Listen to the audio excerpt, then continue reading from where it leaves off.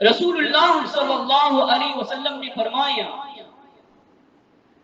قال اللہ عز وجل كل عمل ابن آدم له إلا الصيام فإنه لي وأنا أجزي به والصيام جنة فإذا كان يوم صوم أحدكم فلا يرفث يومئذ ولا يسخط فإن سابه أحد أو قاتله فليقل إني امرؤ صائم والذي نفس محمد بيده لخلوف فم الصائم أطيب عند الله يوم القيامة من ريح المسك وللصائم فرحتان يفرحهما إذا أفطر فرح بفطره وإذا لقي ربه فرح بصومه أخرجه البخاري ومسلم. اللہ عز و جل فرماتا ہے کہ ابن آدم کا ہر عمل اس کے لیے ہے سوائے روزوں کے، اس لیے کہ وہ یقیناً میرے لیے ہیں، لہذا میں ہی خاص طور پر ان کی جزا دوں گا. برائیوں سے بچانے کے باعث روزے ڈھال ہیں، لہذا اگر کسی دن تم میں سے کسی کا روزہ ہو تو اسے چاہیے کہ وہ بے حیائی کی باتیں نہ کرے اور چیخنے چلانے سے بھی اجتناب کرے.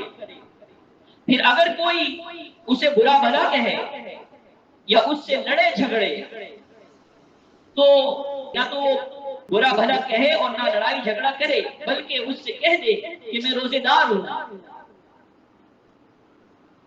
اس ذات کی قسم جس کے ہاتھ میں محمد کی جان ہے، روزے دار کے منہ کی بو اللہ تعالی کے نزدیک مشک کی خوشبو سے زیادہ پسندیدہ ہے. اور روزے دار کے لیے دو خوشیاں ہیں جس کے باعث اسے خوشی میسر آتی ہے. ایک اس وقت جب وہ روزہ افطار کرتا ہے تو وہ روزہ کھولنا، اللہ کی عطا کردہ نعمتوں سے لطف اندوز ہونا اس کے لیے باعث مسرت ہوتا ہے.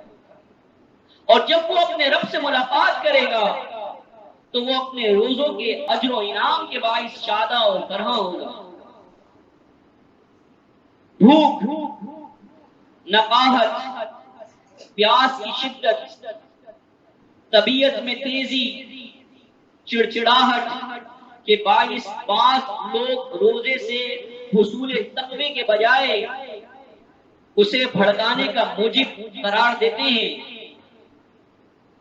وہ اپنی بیویوں سے بد مزاجی کرتے ہیں، بچوں پر خفا ہوتے ہیں، زیر دست کام کرنے والوں کو ذرا ذرا بات پر جھڑکتے ہیں، ملازمین سے دشنام درازی کرتے ہیں اور اس کے پڑوسیوں دکانداروں سے چھوٹی چھوٹی باتوں پر الجھتے ہوئے نظر آتے ہیں. بعض موقعوں پر وہ اپنے آپ سے کمزور کو مار پیٹنے سے بھی دریغ نہیں کرتے اور اس کے بعد اپنے آپ کو یہ سمجھا کر تسلی دے دیتے ہیں کہ روزے میں ایسا ہو ہی جاتا، روزے میں ایسا ہی ہوتا ہے. یعنی روزے کو بھڑکانے کا موجب قرار دیتا. ہمارے نبی صلی اللہ علیہ وسلم نے اس کا حل یہ بتایا تھا کہ روزے کو اشتعال کا بہانہ بنانے کے بجائے اسے ڈھال کے طور پر استعمال کریں. جہاں کہیں اشتعال کی وجہ سے غیر معمولی حالات کا سامنا ہو تو فوراً اس بات کو یاد کرے اور بیان کرے کہ میرے بھائی میں روزے سے ہوں. لہذا ہر روزے دار غصے اور اشتعال کے موقع پر یاد دہانی کا یہی طریقہ اختیار کر لے تو وہ آخر کار اپنے نفس کو قابو کرنے میں کامیابی حاصل کر لے گا. شیطان کے مقابلے میں فتح کا یہ احساس اس کے لیے برتری اور اطمینان کا باعث ہوگا. روزے کا یہ سبق اس کے لیے ہمیشہ کی یاد دہانی اور اصلاح کا پیش خیمہ ثابت ہوگا. نتیجتاً وہ بے موقع غصہ کرنے اور بے وقت اشتعال میں آنے سے باز رہے گا. غیر شریفانہ اقوال و افعال کے رویوں کی پرہیز ہی در حقیقت روزے کی اصل روح ہے. صبر و تحمل کی اس زندگی کو خود اپنے ارادے سے اختیار کرنے کا نام ہی صوم ہے. جہاں لوگ بحالت مجبوری برداشت کر رہے ہوتے ہیں وہاں روزے دار اپنے پورے اختیار کے ساتھ اس پسندیدہ طرز زندگی کو اپنانے کے لیے باقاعدہ مشقوں میں مصروف عمل ہوتا ہے۔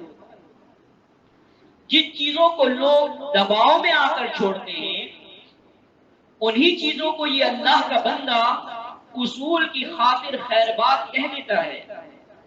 جس صابرانہ روش کو لوگ اپنے ذاتی مفاد کے لیے اختیار کرتے ہیں اس صبر و استقامت کو یہ اللہ کا محبوب اللہ تعالی کی رضا کے لیے اپنا لیتا ہے۔ الغرض روزہ کوئی بے روح رسم نہیں ہے بلکہ ایک زندہ تربیت ہے جس کا تعلق ایمان والوں کی پوری زندگی سے جڑا ہوا ہے۔